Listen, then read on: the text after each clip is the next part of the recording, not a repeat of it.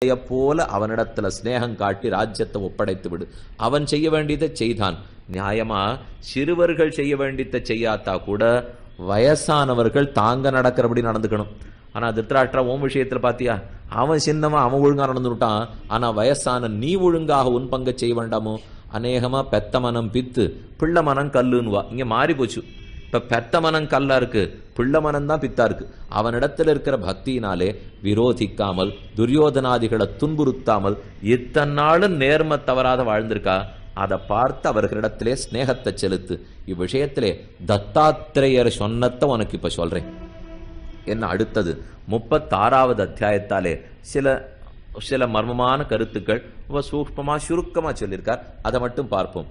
தத்தாத்திரேயரோட சாத்திய தேவதைகள் இருந்தார்கள். தத்தாத்திரேயர் ஹம்ச வடிவத்துல பறந்துட்டு இருக்கார். பக்கத்துல இருக்கிற சாத்திய தேவதைகள்லாம் தத்தாத்திரேயரை பார்த்து கேட்டது, அவர்களுக்கு உபதேசித்தது.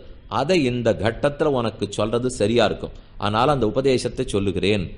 விதுரர் நல்லது சொல்லிட்டு இருப்பார். ஆனா அப்பப்போ அவர்கள் பேசின்றதை உனக்கு சொல்றேன், இவர்கள் பேசின்றதை உனக்கு சொல்றேன்னுவா. ஏன் சுவாமி நீரா சொல்ல மாட்டீரா? இது என்ன அவா பேசினது சொல்றது, இவா பேசினதுன்னா?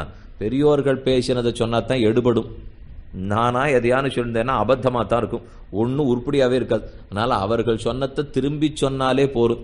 புதுசா நாம ஒன்னும் கற்பனை பண்ணி கண்டுபிடிக்க வேண்டிய தேவையே இல்லை.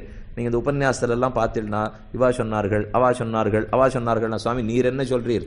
அவா சொல்றா இவா சொல்றாருன்னே கேட்டுருந்தீர்னா உமக்குன்னு அபிப்பிராயமே கிடையாதண்ணா. அவர்கள் அபிப்பிராயம்தான் நம் அபிப்பிராயம். பெரியோர்கள் எது எழுதி வைத்தார்களோ ஆக ஓராண்வழி சம்பிரதாயத்திலே கேட்டு தன்னெஞ்சில் தோத்தினதே சொல்லாமல் பெரியோர்கள் சொன்னதை திரும்ப சொல்ல வேண்டும். சரந்தம் ஹம்சரூபேண மகர்ஷி சம்ஸ்ருத விரதம் சாத்தியா தேவாகா மகாபிராஜ்யம் பர்யபிருச்சந்த வைபுரா. ஹம்ச பறவையை பார்த்து மற்ற பேர்லாம் கேட்கிறார்கள். அதுக்கு இப்ப ஹம்சம் பதில் சொல்றதாம்.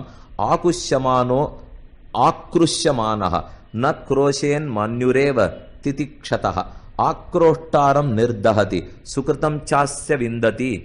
ஒருத்தர் சபையில இருக்கிறச்சே கோபத்தோட வெய்ய ஆரம்பிக்கிறார். அவன் வையும் போது திரும்ப அவனை திட்டி விடாதே, வையவே வையாதே. என்னை யார் ஒருத்தன் நீ தர்மத்தில் இருக்கிறச்சே உன்னை வையிறானோ அப்போது உன் பாபம் அத்தனை அவனுக்கு போயிடுறது, அவன் புண்ணியம் அத்தனை உன்னிடத்துல வரும். இப்ப நீ அவனை பார்த்து ரொம்ப சிரிச்சுட்டே பதில் சொல்லணும். எனக்கு ரொம்ப உதவி பண்ணிருக்கே நன்றி. அந்த மாதிரி சொல்றதுக்கு மனசு வருமானா வரணும். நியாயத்தை புரிஞ்சுனுட்டோம், உண்மையை புரிஞ்சுனுட்டோம்னா மனசு வரும். நீ எத்தனைக்கெத்தனை வசவு பாடுறானோ, எத்தனைக்கெத்தனை நான் வசவுக்கு பதில் வசவு பாடாம இருக்கேனோ அத்தனைக்கத்தனை என் பாவம்லாம் அவன்கிட்ட போயிடும், அவன் புண்ணியம்லாம் என்கிட்ட வரும். சாதுரியமா இருக்கிறவன் பேசாம இருந்து சம்பாதிச்சுன்னு பட மாட்டானா? ஆனா நம்மளால ஏன் அது முடியறது இல்லை? அந்த நிமிஷத்துல திரும்பி வைக்கணும். இது ஒண்ணுலதான் நமக்கு ஆசை இருக்கே தவிர இந்த விஷவை கொஞ்சம் நிதானப்பட்டுட்டியானால் நீடித்து புண்ணியத்தை சம்பாதிக்கலாம்னா தோண மாட்டேங்குது. ஏன்னா திருஷ்டம் கண்டபடும், அதிருஷ்டம் கண்டபடாது. நாளை புண்ணியம் சேர்றதுங்கிறது மட்டும் கையில ஒரு பைய எல்லாருக்கும் கொடுத்து நீ இப்படி நடந்தினா இந்தா ஒரு புண்ணியம் அப்படின்னு எல்லாரும் கண்ணுக்கு நேரம் போட ஆரம்பிக்கட்டும்.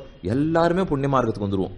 ஒருத்தரும் பாவம் பண்ணவே மாட்டோம். ஆனா கண்ணுக்கு நேரம் போட மாட்டேங்கிறாள் இல்லையா? அரிசி பருப்புன்னா கண்ணுக்கு நேரம் போடுறான். ஆனா பாவ புண்ணியம்னா எங்கேயோ தானே கணக்குல எழுதி விடுறான். அதனாலதான் அதுல நமக்கு நம்பிக்கை வர்றதில்லை. எப்ப தேகத்தை காட்டிலும் ஆத்மா இருக்கான்ங்கிறத நிச்சயமா நம்புறமோ அப்ப கண்ணுக்கு படாத பல விஷயங்களையும் நான் நம்பித்தான் தீர வேண்டும். நான் கண்ணால பார்க்கலேங்கிறதுக்காக உலகத்துல எத்தனையோ பொய்யாயிடாது. எனக்கு நம்ம என்ன எல்லா இடத்தையும் பார்த்திருக்கோமா? லோகத்திலே எல்லா உண்மைகளும் நமக்கு தெரியுமா? நமக்கு அறிந்த வரைக்கும் தான் ஒத்துக்கணும். நாள் லோகத்துல பலதை நாம ஒத்துக்கவே மாட்டோம். ஆக தேகத்தை காட்டிலும் ஆத்மா வேறேன்னு ஒத்துக்கிறோம் இல்லையோ? அப்ப இந்த பாப புண்ணியங்கள் நம்மை நல்வழிப்படுத்தும் தீய வழிப்படுத்தும்னு ஒத்துக்கொள்ள வேண்டும். ஆக்ரோஷ்டாரம் நிர்தஹதி சுகிருதம் சாஸ்ய விந்ததி. யார் ஒருத்தன் வசவு பாடுறானோ அவன் அதுவே நெருப்பா கொன்னுடும். யார் பொறுமை காத்தானோ அவனுக்கு அந்த நெருப்பே நன்மை செய்யும். மேலே சொல்லுகிறார், யதி சந்தம் அதாவது பரச்சேதேனம் அபிவித்யேத பாணீர் பிருஷம் சுதீக்ஷ்ணைர் அனல அனல அர்க்க தீப்தைஹி ச வித்யமானோப்யதிதஹ்யமானஹ வித்யாத் கவிஹி சுகிருதம் மே ததாதி. ஒருத்தர் கூறிய அம்புகளைப் போலே மற்றொருத்தர் வார்த்தையால தொலைக்கிறார், ஆனாலும் ஒருத்தன் பொறுத்துக்கிறான்னு வச்சுப்போம். பராசர பட்டர்னு குரத்தாழ்வானுடைய குமார் இருந்தார். அவர் நித்தியம் காலக்ஷேபம் பண்ணுவார், உபன்யாசம் சொல்லுவார். அன்னைக்கு ஒரு நாள் உபன்யாசம் முடிய போறது. யாரோ தனங்கேருந்து அவருக்கு பிடிக்காத எழுந்திருந்து வசவு பாடி தீத்தான். நீர் என்ன சொன்னீர், இப்போ ஒன்றும் பிரயோஜனம் இல்லை அப்படின்னு என்னென்னோண்டோ வசவு பாடினார். அவனை கிட்டக்க கூட்டு தான் போத்து இந்த ஷால்வையை கேட்டி தான் தோடா போண்டார், மோதிரம் போண்டார், சங்கிலி போண்டார், அதெல்லாத்தையும் கேட்டி இந்த அவனு பரிசு அப்படின்னு அவங்ககிட்ட கொடுத்துட்டார்.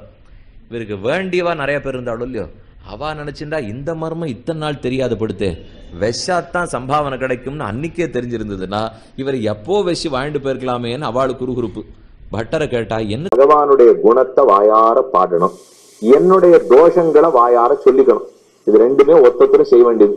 எனக்கு அவன் குணத்தை பாடி முடிக்கிறதுக்கே 24 மணி நேரம் ஆயிடுறது. அதனால 2வது கடமையை நான் ஆற்றாமலே வச்சிருந்தேன். அந்த கடமை தவறினது எனக்காக அவன் பண்ணி கொடுத்தாங்க இல்லையோ, அதுக்குதான் இப்ப சம்பாவனை. நீங்கள் இல்லை என்றால் நான் இல்லை என்ற ஒரு தத்துவத்திற்கு போன வருடம் நீங்க பார்வையாளர்களாக 1 கோடியை தந்தமைக்கு நன்றி கூறி மீண்டும் அடுத்த தெய்வீக இறை அருட்பகுதியில் உங்களை தெளிவு பார்க்கும் வரை உங்களுக்காக தினமும் உங்கள் வாழ்நாளில் சிறக்க வேண்டும் என்பதற்காக தினமும் இறைவனை பிரார்த்தித்துக் கொண்டிருக்கும் முருகனடியார்கள் சீனிவாசன் விஸ்வநாதன். வணக்கம். வெற்றிவேல் முருகனுக்கு அரோகரா, வள்ளிமலால் கரோகரா, கச்சியம்பை சண்முகனாருக்கு அரோகரா.